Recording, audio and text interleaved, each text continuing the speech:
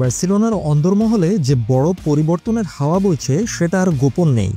2026 সালের গ্রীষ্মের জন্য তারা এখন থেকেই প্রস্তুতি নিচ্ছে, আর তাদের অন্যতম প্রধান লক্ষ্য হলো রবার্ট লেভানডোভস্কির বিকল্প একজন নতুন ফরওয়ার্ড খুঁজে বের করা। পোলিশ এই স্ট্রাইকারটির বয়স বাড়ছে, আর এই মৌসুমে তার খেলায় কিছুটা ধার কমে গিয়েছে। মনে করা হচ্ছে এই মৌসুমই হয়তো ক্লাবের হয়ে তার শেষ মৌসুম হতে পারে। তাই বার্সেলোনা এখন থেকেই বাজারে বিকল্প খেলোয়াড় খোঁজা শুরু করেছে।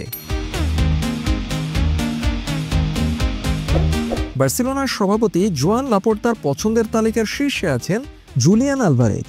একথা সবাই জানে। অ্যাটলেটিকো মাদ্রিদে যোগ দেওয়ার পর থেকে সে লা লিগায় এক পরিচিত নাম হয়ে উঠেছে। মাত্র 1 বছরেরও বেশি সময়ে এই আর্জেন্টাইন তারকা অ্যাটলেটিকো মাদ্রিদের হয়ে 36টি গোল এবং 11টি অ্যাসিস্ট করে সাড়া ফেলে দিয়েছেন। অনেকেই তাকে আর্জেন্টিনার ফুটবলের পরবর্তী বড় তারকা হিসেবে দেখছেন।